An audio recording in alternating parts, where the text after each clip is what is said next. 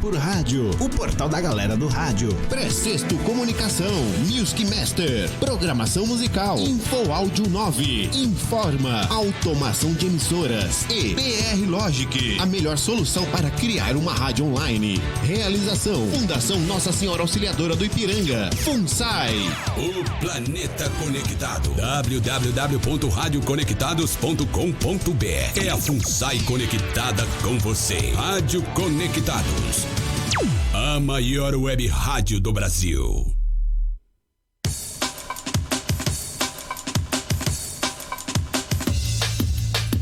Atenção, emissoras filiadas à rede Conectados para o top de 5 segundos.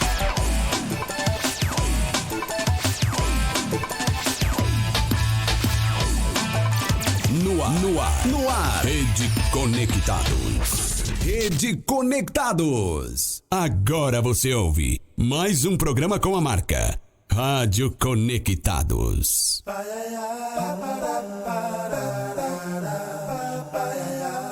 Começa agora o programa Paiaiana Conectados. Do Sertão, levando cultura, informação e entretenimento através da maior web rádio do Brasil. Apresentação, Carlos Silvio.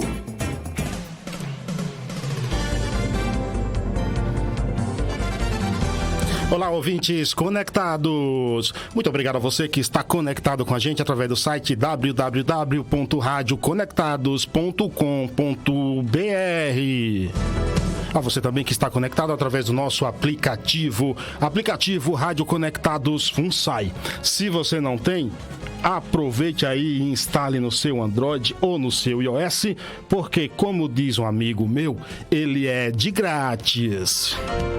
Quer participar? Mandar suas mensagens direto aqui pra gente? Adicione o WhatsApp da Rádio Conectados aos seus contatos. O DDD é 11 aqui de Sampa, 2061-6257. 2061-6257. Estamos ao vivo também pela Rádio Nova Web de Santo André e também pela Rádio Positiva Web de Roca Salles, no Rio Grande do Sul. Muito obrigado a todos vocês. Quer acompanhar a gente nas redes sociais? facebook.com/Rádio Web Conectados. O Instagram é @Rádio Web Conectados. Se você perdeu alguma entrevista, quer conhecer mais sobre o programa, a nossa equipe, você acessa o site exclusivo do programa, que é paiaianaconectados.com.br. Obrigado a você que já está aqui na nossa live também acompanhando a gente. Muito obrigado, continue ligado. Hoje eu tenho a honra de receber aqui nos estúdios da Rádio Conectados, se não a mais importante personalidade do jornalismo brasileiro, uma das, mas ele é... Eu fiz aqui um pequeno release para apresentá-lo. Ele iniciou a carreira na Rádio Bandeirante São Paulo, de onde logo partiu para o jornalismo impresso, ao qual dedicou-se por 25 anos.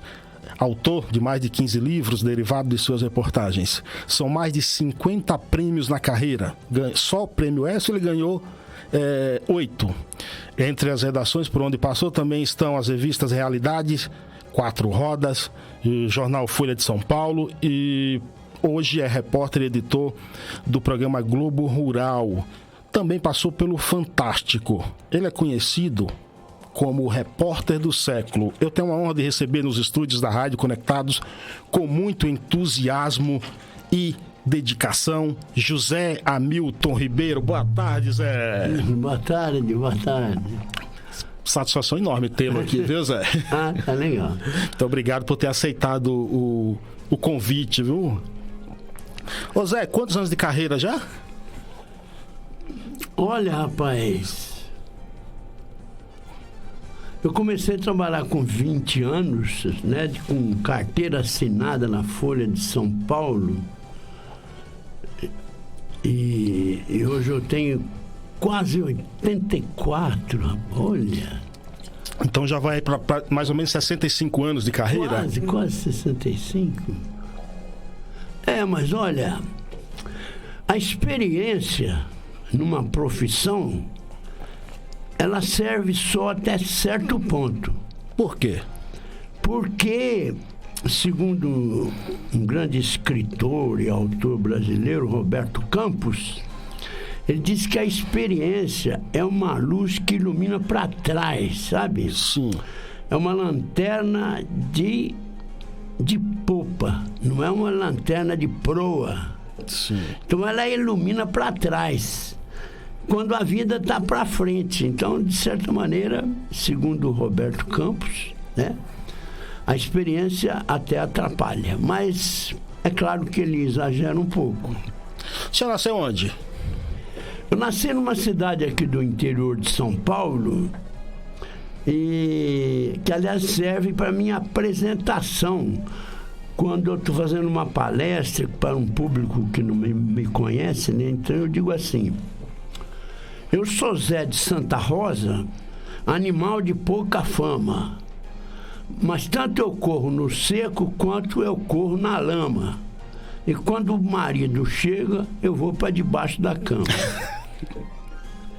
Então esses versos muito graciosos não são meus, só o primeiro que é meu. Sim. Eu sou Zé de Santa Rosa. Sim.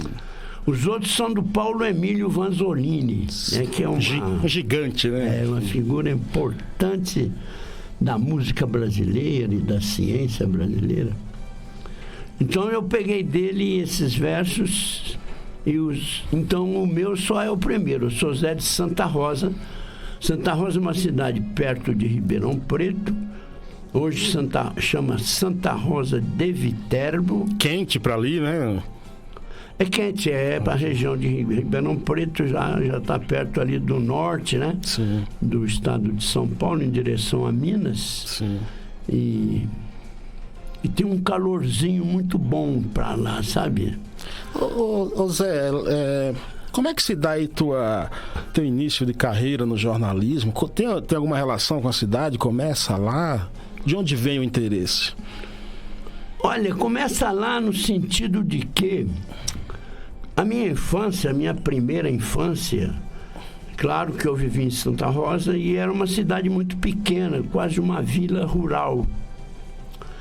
E a cidade tinha uma única livraria, sabe? Tinha uma única livraria que coincidia de ser da minha tia. Olha só. A minha tia Nené, ela tinha livraria. E ela desde cedo se incumbiu de me passar os livros que eu devia ler em relação à idade, né? Sim. Então começou com livros infantis, aí passou para Monteiro Lobato, e depois foi melhorando assim, não melhorando em qualidade, porque o Monteiro Lobato é de ótima qualidade, os outros também. Sim. Mas em relação à idade, ela foi graduando os livros que me dava, segundo a minha idade, né? De tal forma que quando eu cheguei no ensino médio já, né? Eu encontrei Dostoiévski. Dostoiévski logo? Dostoiévski. E aí então fiquei maluco, falei, nossa senhora, que coisa fantástica, né? Os Irmãos Karamazov era o livro que eu li. Que não é uma leitura fácil, né? Diga-se de passagem, né, Zé? Não é no começo, mas quando você entra no espírito do livro, aí fica uma coisa deliciosa, porque sim, o homem é genial, né? Sim. É genial. Aí eu fiquei muito impressionado com o livro e com coisa escrita, né? Com coisa escrita. E aí eu vivi um momento que hoje está só na história, que foi o suicídio de Getúlio Vargas. De Getúlio Vargas. Então eu estava no curso médio. E acho que, como aconteceu em todo o Brasil, a gente acompanhava pelo rádio as coisas do chamado Mar de Lama. Sim. O Carlos Lacerda, que era um político do Rio de Janeiro, fez uma campanha contra o Getúlio Vargas, assim, encerrada e baseada num seu oficial de gabinete, que era o Gregório. Sim. Que era um negro muito fiel ao Getúlio Vargas, e disse que ele se dizia que ele aceitava fazer por Getúlio de tudo, inclusive matar pessoas. Mas acho que isso não foi provado. Não procede. Não procede.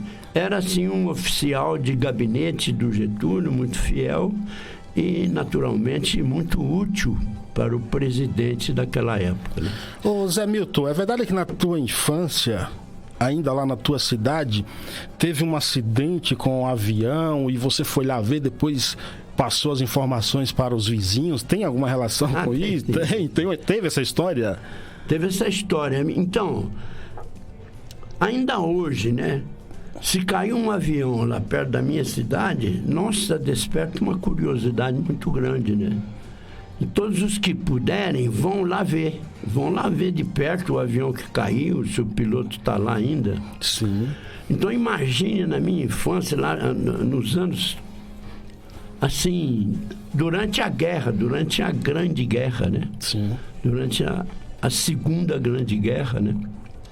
Caiu um aviãozinho perto ali da cidade. Aí foi aquele alvoroço em Santa Rosa, né? Todo mundo querendo saber o que aconteceu. A curiosidade de lugar pequeno, né? Pois é. Mas aí a molecada toda da cidade, né? Saiu para procurar o avião, para ver onde ele tinha caído. E eu fui atrás da molecada. Nessa época eu tinha um problema de osteomielite, que era uma infecção no osso. Sim. E eu usava, não muleta, que não era bem muleta, eu me apoiava num cajado, improvisava uma muleta ali, né? Improvisava uma muleta e saía pulando com uma perna só, e fui atrás da molecada com uma perna só. Tinha que atravessar um riacho, sabe? Sim. E não era muito raso, não. E a molecada entrou, vazou, e eu tive que varar em cima, né? Enfim, aí chegamos no lugar do acidente, vimos um avião, o piloto estava lá ainda, ferido, mas estava muito bem, conversou e tal. E aí a molecada voltou para suas casas, voltou para a cidade, né? Sim. Quando eu cheguei na minha casa, estava toda a vizinhança lá me esperando para saber saber notícias do avião que caiu, né? Sim, sim. Eu comecei a contar e a vizinhança toda, tinha ali umas 15 pessoas, todo mundo prestando atenção com aquele interesse, né? E eu fui contando, falei, olha, esse negócio de contar para os outros uma notícia importante, olha, isso aqui eu posso ganhar a vida com isso, eu posso aprender. Despertou ali, né? Para ganhar a vida com isso, né? Olha só que maravilha. Olha onde isso. Às vezes as coisas surgem, né? De maneira tão simples, né? Tão única assim. De maneira simples, né? Muito simples, né? Depois desse dia, eu fui estudando as escolas normais da época, né? Sim. Era ginásio, depois colégio, depois faculdade, mas eu já estava direcionado para fazer escola de jornalismo, de que só havia uma escola em São Paulo. Só havia uma, no Brasil todo só havia uma, aqui em São Paulo. Eu fui fazer o curso nessa escola, que é a Casper Libero, sim, que existe até hoje. Importante, né? É historicamente importante. Exatamente.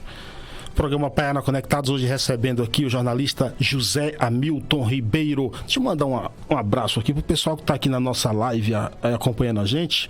Minha esposa Gleice Fonseca, João Camilo Cunha lá em Salvador, Geraldo Cruz, Fredson Oliveira, Genival Abade, Edialdo dos Santos, Márcio Bernardo, Alexandre Nunes do Simbora, grande abraço. Muito obrigado, Alexandre. Clemilton Santos, o Márcio Bernardo tá dizendo aqui, ó, esse é fera, viu?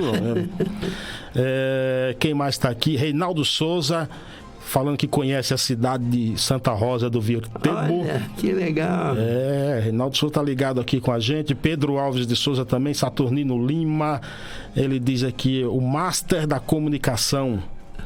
Muito obrigado, José Buarque também aqui com a gente. Vamos soltar aqui o nosso primeiro quadro. Eu fiz uma inversão aqui e eu vou chamar agora o quadro Todas as Notas com o jornalista Sérgio Martins. Programa Paiaiana Conectados apresenta Todas as Notas com o jornalista Sérgio Martins. Olá, amigos do Paiaiana Conectados. Aqui é Sérgio Martins mais uma vez. Bom, em primeiro lugar, é uma honra dividir um programa, ou melhor, me intrometer num programa com o José Hamilton Ribeiro, um dos maiores jornalistas de todos os tempos. Para mim, isso equivale a ser centroavante do meu amado Jabaquara e, de repente, jogar ao lado do Pelé naquele Santos dos anos 60. Então, em homenagem ao Zé, que é um profundo conhecedor da música caipira, em homenagem ao Dia dos Pais que está chegando, vamos falar de Gabriel Sater, que é filho aí de um violeiro e um cantorzinho aí chamado Almir. O Gabriel está lançando um disco ao vivo, no qual ele resume um pouco os 10 anos de carreira dele. Pois é, ele já tem 10 anos de carreira, é um bom compositor, é um excelente instrumentista e ele decidiu reunir o melhor da sua produção nesse álbum ao vivo. Chama-se Gabriel Sater ao vivo no Mini Docs.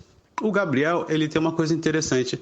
Hoje a gente passa por esse sertanejo, né, que passou do sertanejo ostentação para o sertanejo dor de corno, ou a chamada sofrência. O Gabriel, ele pode nos trazer uma música caipira de autoajuda. Então, toda a música dele, toda a composição dele tem uma história de como viver melhor, como ser uma pessoa melhor, como um dia você vai encontrar a pessoa que ama. Que é um pouco o tema de Quando For a Hora, que é o dueto dele com o Renato Teixeira, que também está presente nesse disco. As canções, elas são... não atendem aquele padrão que as pessoas esperam de uma canção sertaneja, mas sim elas atendem um padrão das pessoas que esperam de uma grande canção. Elas são muito bem construídas, o instrumental é muito bem refinado, a voz do Almir Sater, oh, meu Deus, a voz do Gabriel Sater é muito gostosa de se ouvir.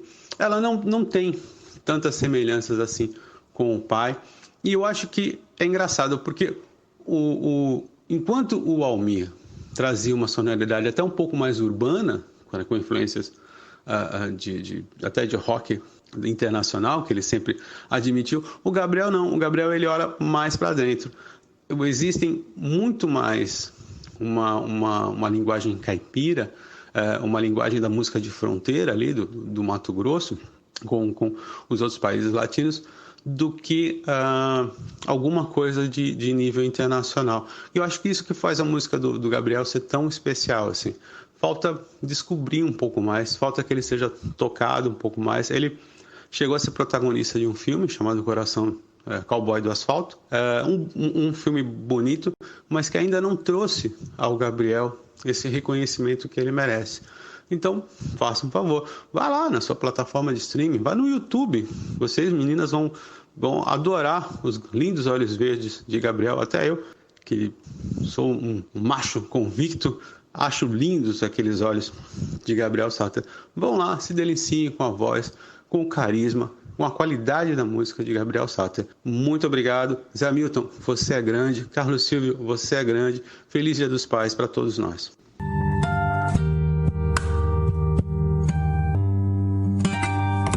Programa Paiaiá. Programa Paiaiana Conectados, esse foi o grande Sérgio Martins. Muito obrigado, grande Sérgio Martins. Você também é muito grande, com o quadro Todas as Notas aí, falando de música caipira, falando do mestre José Hamilton também.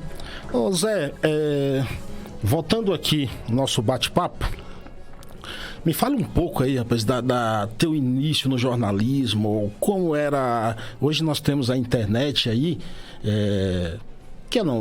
eu acho que facilita, não sei como você pensa, mas a preparação de pautas, de pesquisa, me fala um pouco dessa tua época. Bem, antes eu não posso deixar de registrar, assim, um agradecimento às palavras do Sérgio Martins. Do Sérgio Martins, de quem eu gosto muito, né? E que fico muito agradecido. E também não posso deixar de dar um carimbo nessa ideia de que a família Sáter, sabe? Sim. O pai, Almir Sáter, e o Gabriel Sáter, olha, são coisas preciosas da música brasileira. Não tenha dúvida. Qualquer categoria. Não tenha dúvida. Não é? Não tenha dúvida. O Almir, segundo o Renato Teixeira, ele descobriu o segredo da viola caipira. Então, quando ele grava uma música de viola dele, ele usa na mesma música 4 ou 5 violas, cada uma com uma afinação diferente. Ah, é? Dependendo do momento da música. Porque ele tem uma teoria da sonoridade da viola, que ela é mais importante quando fica a corda solta. Sim. Solta, sem ser pressionada pelo dedo. Sim. Então a sonoridade da viola cresce. Sim. Então ele procura usar sempre as cordas soltas. Olha que coisa. Olha, detalhe, não sabia disso. O Almir é gente grande. Genial. E ele trabalha junto com o Renato Teixeira e com o Sérgio Reis, que é uma beleza. Bom, mas... 3 grandes. Você perguntou sobre o começo do jornalismo. Olha, enfim, depois de Labutar, eu consegui um emprego na Folha. Foi o primeiro emprego de carteira assinada regular. Porque na Bandeirantes eu estava cobrindo férias de outros, né? Uhum. E aí eu fui para a Folha como aí sem carteira registrada, vamos dizer, né? Sim. E veja, a primeira reportagem de impacto assim sobre mim, que teve uma importância secundária interessante, foi que teve um desastre de trem aqui em São Paulo, sabe? Uhum. Imagina, eu comecei em 1956. E teve um desastre de trem e lá a chefia me mandou pro IML, onde recolhe os corpos dos mortos, né? Sim. Olha, eu nunca tinha visto, sabe, gente morta por desastre, nunca tinha visto. Tão próximo, né? E tantos, sabe, tantos que não cabia no IML daquela época. Então os corpos ocupavam todos os espaços possíveis, sabe? Sim. À espera de ser examinado e tal, né? Mas aí deu um efeito secundário importante em mim. Que um colega que estava cobrindo também, eu perguntei para ele, como é que você aguenta viver nesse momento sem ter que trabalhar? Ele falou, eu tomo uma pinga antes. É mesmo? Eu falei, olha, então eu vou lá. Aí fui tomar uma pinguinha, que eu nunca tinha tomado, sabe? Sim. Mas tomei uma pinga e aí fui enfrentar lá aquele cenário macabro, né, do desastre. Sim. Com muito mais segurança, né? Muito mais segurança. E melhorou a minha reportagem e, por certo, melhorou a minha vida, porque desde então eu não abro mão mais de uma pinguinha. Não todo dia, nem toda hora. Claro. Um aperitivozinho. Uma pinguinha em casa. Para, assim, para poder apreciar aquela que a única bebida que o brasileiro pode dizer assim, essa pinga é a melhor do mundo. Não tem outra igual, porque pinga só tem aqui, né? Sim. Mas também se pode dizer que a pinga, como destilado, né, é uma bebida do mesmo nível do uísque e de outras importantes. Mas muitos dizem até mais gostosa, né? Muitos dizem ser até mais gostosa do que um uísque. Não é Assis Ângelo. Programa Paiana Conectados, recebendo aqui hoje o repórter do século, José Hamilton Ribeiro. Zé, eu preparei uma musiquinha aqui pra gente ouvir. Não sei se você vai gostar. Se você não gostar, por favor, você fale depois. Combinado assim? Combinado. Pode descer o cacete depois. Pode falar mal que eu escolhi errado. Pessoal, a gente vai ouvir uma musiquinha. E no segundo bloco a gente vai tratar sobre a cobertura do José Hamilton Ribeiro na Guerra do Vietnã. A gente volta em instantes, segura aí. Vai, ai, ai.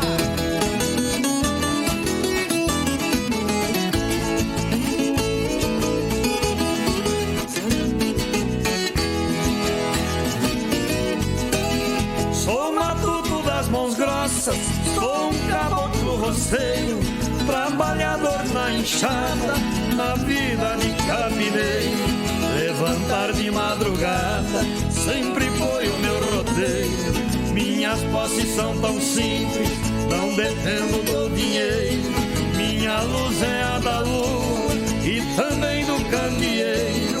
Meu paiol cheio de milho é farto meu galinheiro.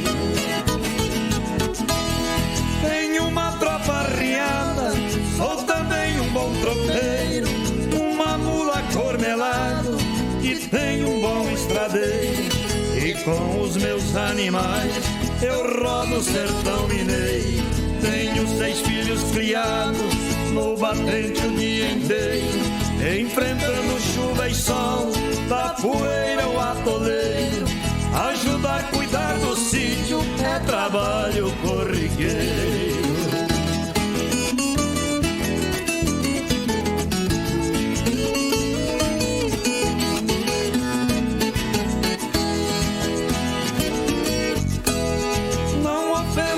Ninguém tem o meu jeito maneiro. O meu rancho é para mim, minha vida e meu celeiro. Paraíso ecológico desse sertão brasileiro. Minha mulher carinhosa me acha bom companheiro. Tem noite de lua cheia que vou para o meu terreiro, entoar uma cantiga no meu toque violeiro. Seu ninguém, tenho meu jeito maneiro. O meu rancho é para mim, minha vida e meu celeiro. Paraíso ecológico desse sertão brasileiro. Minha mulher carinhosa me acha bom companheiro.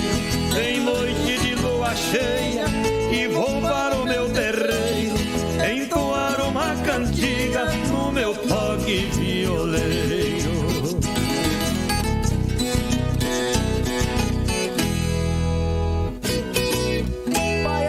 Conectados. Apresentação Carlos Silvio. Programa Paiaiana Conectados de volta aqui na maior web rádio do Brasil. Acompanhe a nossa programação em www.radioconectados.com.br. Estamos ao vivo também pela Rádio Nova Web de Santo André e pela Rádio Positiva Web da cidade de Roca Salles, no Rio Grande do Sul. Ô Zé, a música, que tal? Música boa, né? Bom ritmo, né? Viola boa. E a dupla Tenório e Praense com o Roceiro. Olha, o Praense tem muita história, né? Muita. Mas a melhor coisa dessa música é que ela diz que o autor, sei lá, da letra, tem a mulher que vive na roça, porque hoje é difícil a mulher aceitar viver na roça, sabe? Você escreveu um livro sobre música caipira, não foi, Zé? Sim. Falando das 270 maiores modas de todos os tempos, né? A música caipira, né? Sim. Você tem uma ligação muito forte, né, Zé? Pois é. A minha cidade lá, Santa Rosa de Viterbo, né, que era, na minha época, muito pequena, hoje ela cresceu bastante. Mas o som que a gente ouvia, assim, era o som da música caipira.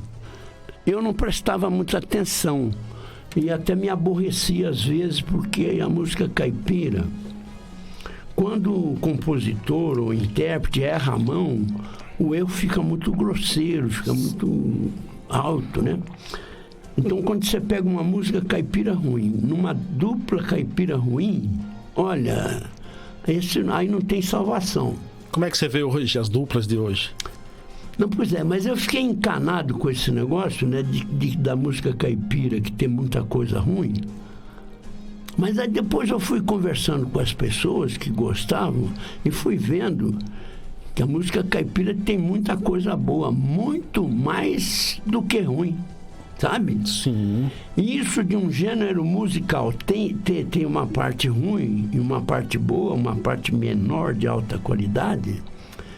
Isso está presente em todos os gêneros. Você pega a MPB brasileira, né, que é uma música muito boa, muito qualificada, mas a porcentagem de qualidade da música da MPB, na música popular, é assim um filete lá no alto. Sim. A massa de produção de MPB é de má qualidade, sabe?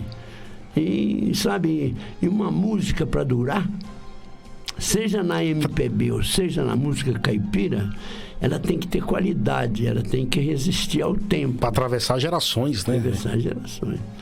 Então, esse é José Hamilton Ribeiro. Pode falar, né? As grandes músicas caipiras têm hoje 200 anos, 300 anos. E estão aí com essa qualidade que é reconhecida geração após geração. E a música caipira também levou a um fenômeno que é muito especial aqui da região São Paulo, Minas, Paraná, Mato Grosso, os dois Mato Grossos, Goiás, Tocantins, e um pouco para o Nordeste, um pouco para o Sul, que é o seguinte: a música caipira transformou o camponês que vive nessa área, o homem do campo, no camponês mais bem estudado do Brasil. Então a música caipira dizia do homem do campo, né? O que ele fazia, como ele se divertia, quais eram os conflitos, como é que se matava uma pessoa. Retratava tudo isso, né? De maneira fiel, né? De maneira fiel, isso mesmo. De maneira fiel e com qualidade. Sim.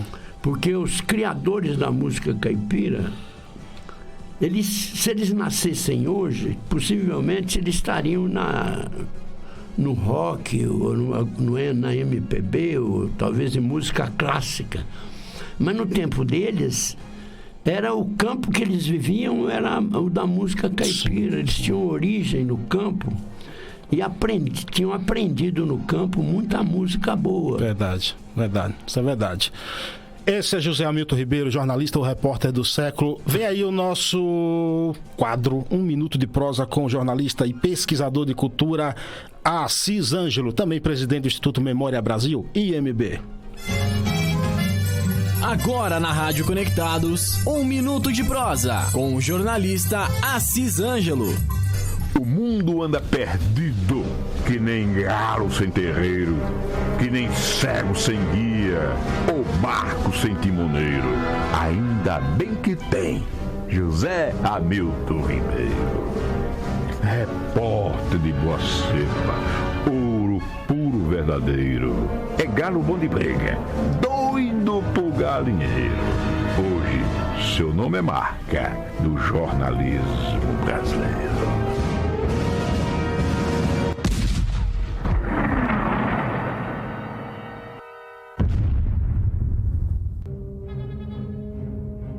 Na pauta desse José, tem sanfona, tem pandeiro, tem cantiga de matuto e prosa de marroeiro. Fora isso, ainda tem verso, viola e violeiro. Ele foi a todo canto, foi até o estrangeiro, foi à luta, foi à guerra, lutou, foi bom guerreiro, caiu, mas levantou-se de modo muito ligeiro. Incansável, segue firme, livre, leve, faceiro, redescobrindo na vida o prazer aventureiro de fazer mais reportagens com a marca José Ribeiro. Novas guerras continuam, no Brasil, no mundo inteiro. É gente matando gente, por nada, só por dinheiro. Mas nem a morte mata José Hamilton Ribeiro.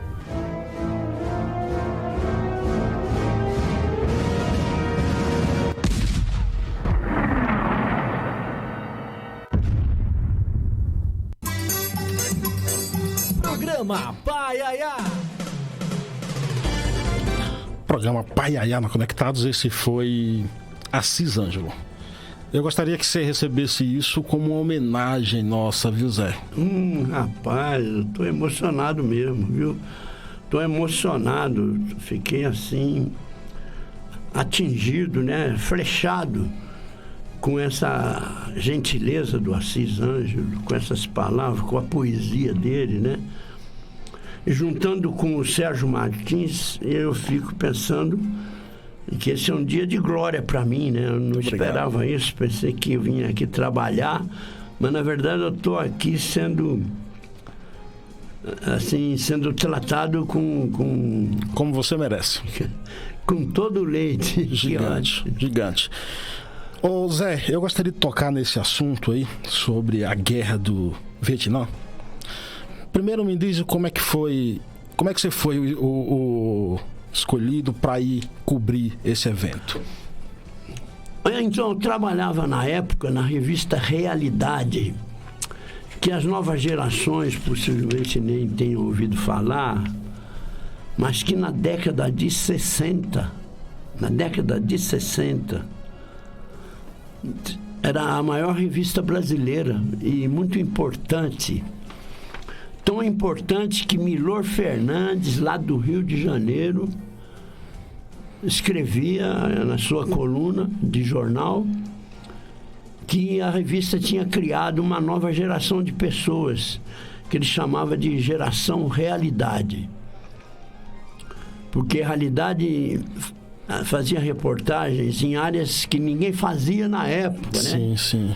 Então, ela falava do orgasmo da mulher. Sim. Do fato de que a mulher tem que ter prazer no sexo e não apenas ser objeto. E que isso era válido, era bonito e era interessante, que deve ser estudado, né? Sim. Então, a década de 60 no mundo foi a década onde tudo aconteceu, né? Sim. Aconteceu a pílula anticoncepcional que liberou as mulheres de uma certa forma. Foi a época dos Beatles. Sim. Foi a época, sabe, de grandes escritores e poetas. E foi uma década que transformou o mundo para sempre. Para sempre. Mudou a cabeça do mundo, né? Sim, sem dúvida. No mundo inteiro. Abriu a cabeça do homem e da mulher, claro, principalmente da mulher. A revista, então, se dedicou à mulher de maneira, assim, inovadora. Ninguém fazia isso antes, né? Bom, essa revista, que era, no momento, a maior revista brasileira e com maior repercussão, entendeu que a Guerra do Vietnã era um assunto muito grande, muito importante, para ser tratado por mão alheia. De longe, né? De longe, quer dizer, a imprensa brasileira falava da Guerra do Vietnã através de jornalistas dos Estados Unidos, da Europa, de outros cantos, né? Mas não tinha uma visão brasileira, então acharam que devia a revista mandar um seu repórter para o Vietnã. E aí o diretor da redação um dia me procurou e falou: Zé Hamilton, a Realidade vai para o Vietnã, vai cobrir a Guerra do Vietnã. Nós temos uma lista de repórteres para ser convidados para isso e você é o primeiro nome. Se você aceitar, você vai. Se você não aceitar, a gente abre o voluntariado. Sim. Tem muita gente querendo ir também. Aí eu pedi 24 horas para pensar. Na verdade, para dar tempo de conversar com a minha mulher. Sim. E fui conversar com ela, ela falou assim: olha, Zé Hamilton, isso é loucura, não vá. Eu acabei indo, rapaz. E de repente estava lá no Vietnã. Pois é. Lá o Vietnã, lá do outro lado do mundo, com uma língua absolutamente estranha, sabe? O vietnamita fala assim, o vietnamita nativo lá, né? Dialetos, né? Locais. É de um jeito que vai placa. Você fala, nossa, mas que é isso? Que língua que é essa, né? Mas no fim a gente vai vendo que é uma língua igual às outras, né? Que tem os seus momentos de dor, sim, de alegria, enfim. Mas eu fui para o Vietnã e participei da cobertura da guerra no fronte. Porque tem muito jornalista que cobre a guerra, não indo ao fronte, mas sim ficando no comando da guerra, ficando nos gabinetes, no QG. E é uma forma importante de cobrir a guerra, porque aí se vai dizer a estratégia, as armas que estão sendo usadas, né? Sim. Qual é a tendência, o que está acontecendo, o que vai acontecer mais para frente. A parte técnica, né? A parte técnica é uma forma importante de cobrir a guerra. Mas a outra é você ir para o fronte. Quer dizer, você se incorporar numa companhia de um dos dois exércitos em luta, né? E ir junto com ele para as patrulhas, né? Sim. As patrulhas de guerra em busca do inimigo, né? E a escolha da revista foi essa, de ir para o fronte, ir para onde o pau quebrava, né? Como é que se dá o episódio onde você pisa na mina? Pois é, eu estava então agregado a uma companhia do exército americano, uma companhia de 100 homens, né? Sim.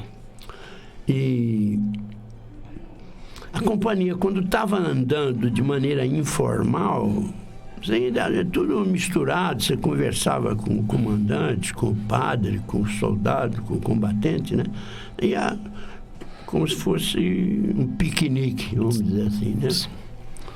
Mas quando tinha notícia de que o inimigo estava perto, ou que tinha evidência, a companhia entrava em formação militar, né?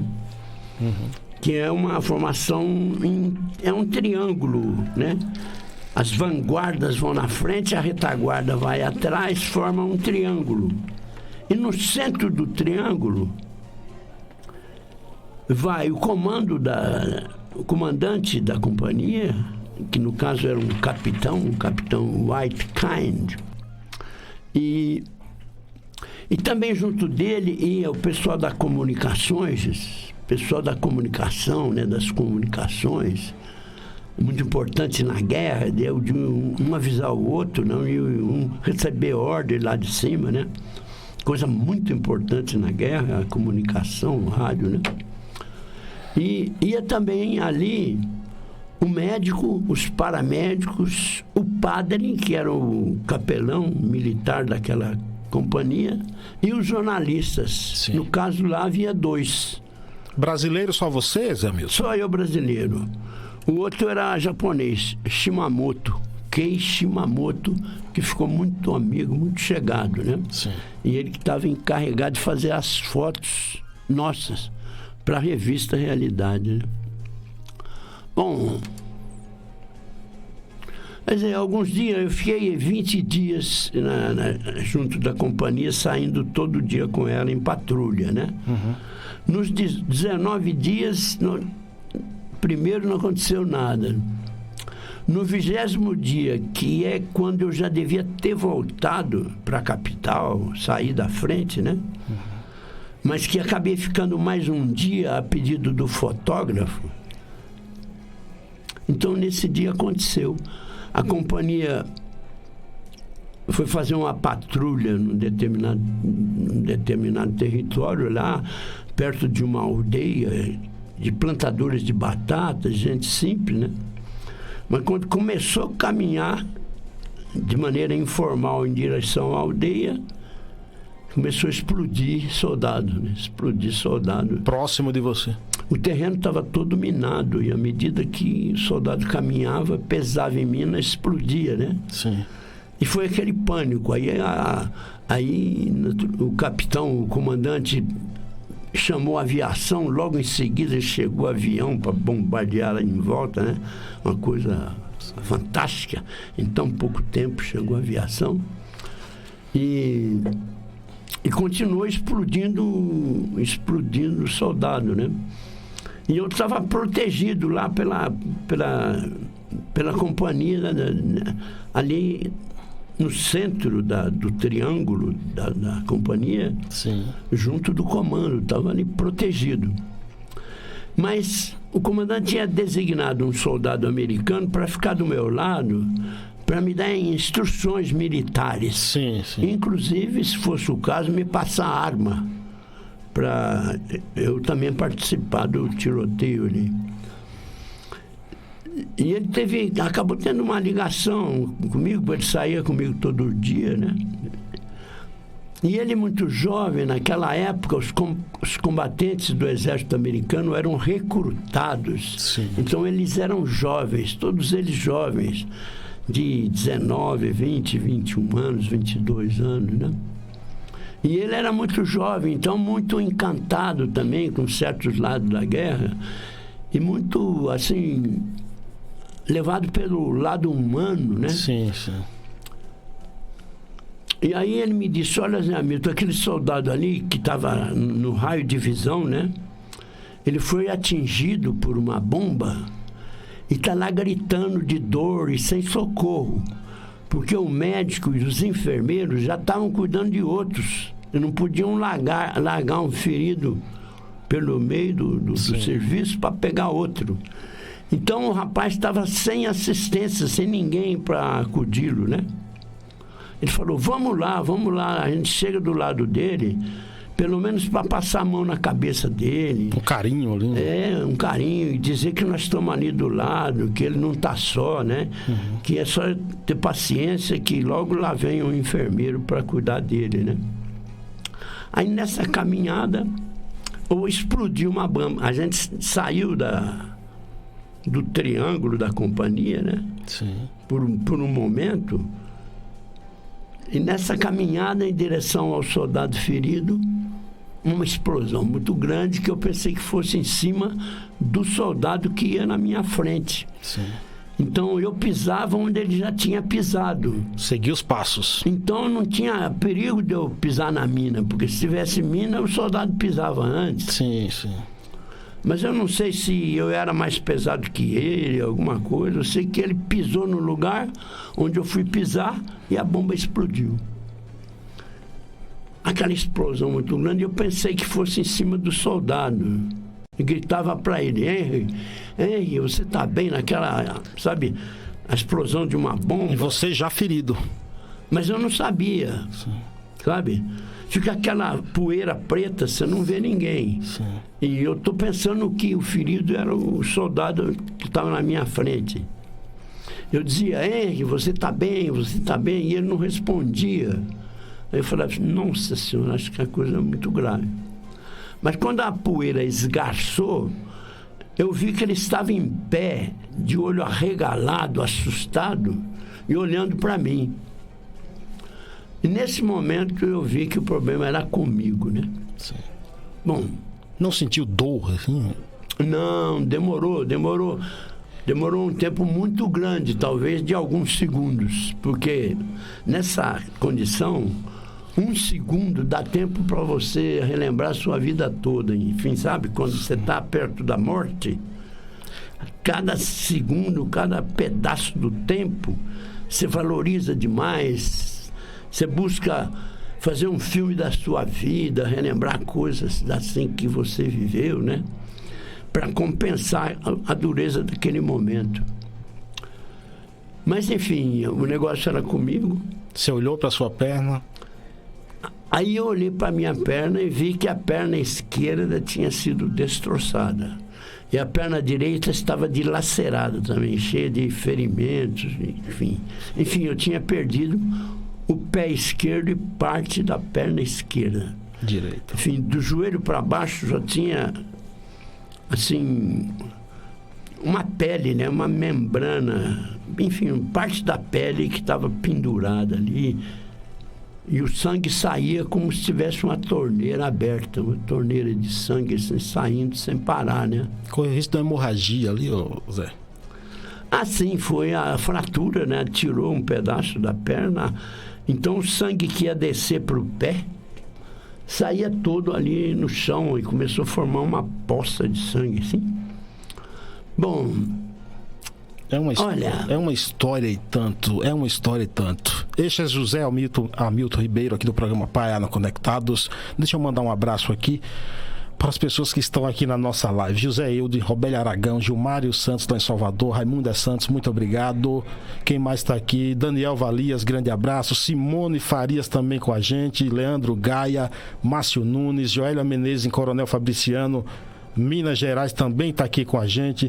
Den Santos, Euclides Oliveira, Jailson Costa, ele que acompanha sempre o Globo Rural. E a gente vai, enquanto o Zé Hamilton toma água ali, a gente vai soltar o nosso quadro Cultura Conectada com o escritor Darlan Zurk. Fala, mestre. Agora na Rádio Conectados, Cultura Conectada com o escritor Darlan Zurk. Boa tarde, Carlos Silva e ouvintes internados do programa Pai Ayana Conectados. A dica de hoje tem um combate imprevisível de dois personagens bem afamados. Saídos da Turma da Mônica e tendo Maurício de Souza e Fábio Sombra na autoria, Chico Bento enfrenta seu amigo Zé Lelé em uma deliciosa cantoria. Este livro de cordel tem a narração de Almir Sater e um CD de versos cantados. Maravilha, assim, deixa todos os ouvintes e leitores muito impressionados. O livro se chama A Peleja do Violeiro Chico Bento com o Rabequeiro Zé Lelé. A obra é linda de se olhar, ouvir e ler, mas de nos deixar de cabelo em pé. Certa vez, há muitos anos, numa noite de luar, assisti a um desafio, um duelo de assustar. E ao leitor peço licença para a história lhe contar. Eis que começa o combate e a disputa principia. Zé Lelé passando o arco dá início à cantoria. Dois poetas se enfrentando ao luar na noite fria.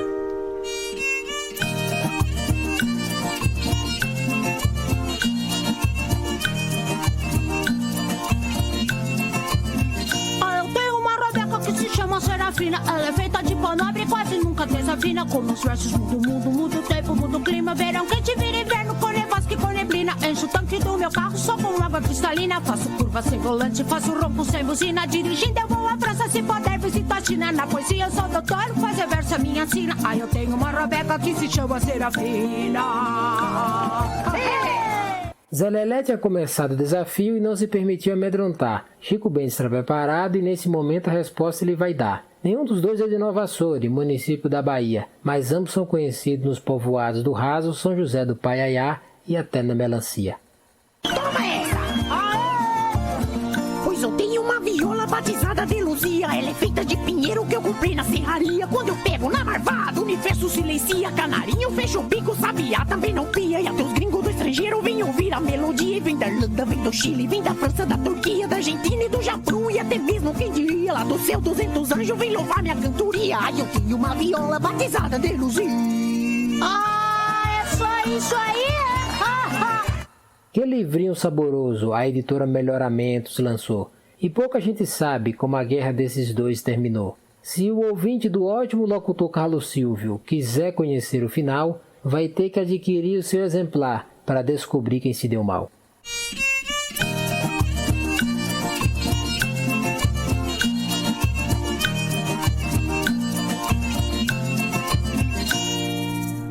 Espero que tenham gostado de saber que existe uma cantoria tão disputada. Bom fim de semana a todos e até o próximo sábado com mais Cultura Conectada.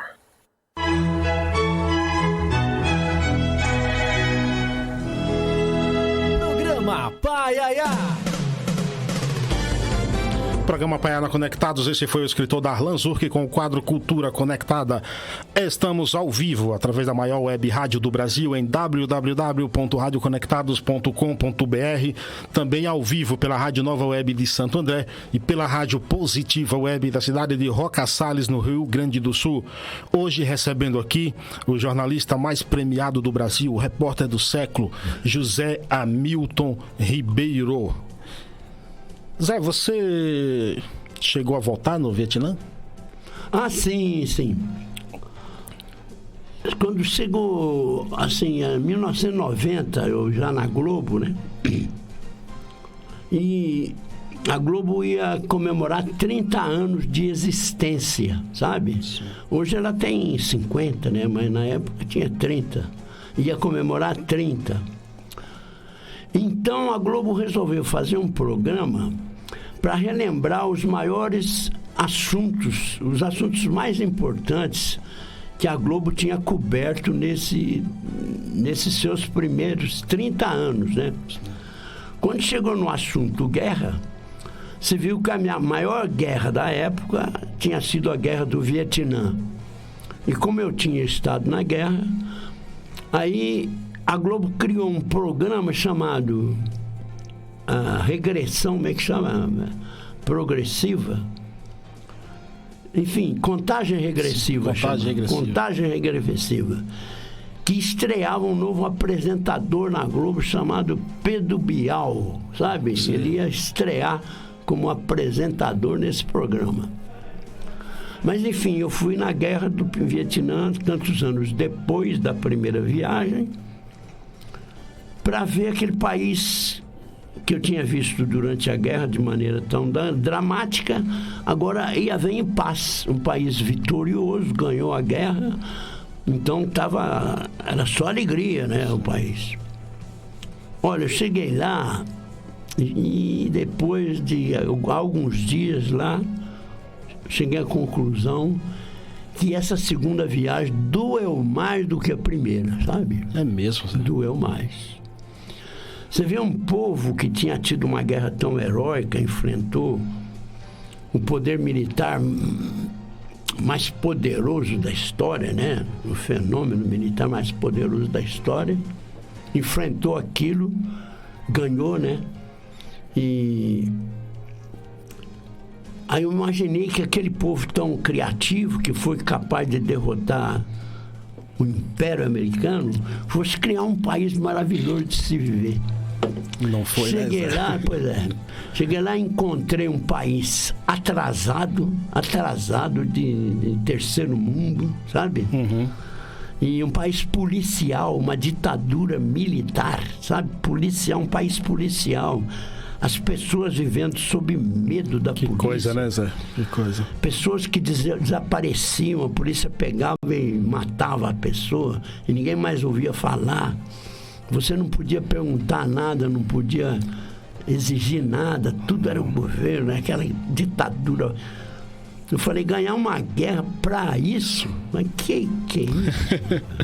Ô Zé, nós chegamos ao final do nosso programa. Não diga, foi 1 hora já. Eu gostaria de agradecer muito a tua presença aqui. Muito obrigado, viu? Muito obrigado. Muito obrigado. Eu fiquei emocionado aqui e tal, gostei muito. Também muito obrigado pela gentileza. Obrigado a você que esteve conectado com a gente até agora. Bom final de semana a todos. Não se esqueça, se beber, não dirija. Se dirigir, não beba. A vida vale a pena. Você ouviu o programa Paiaiana Conectados.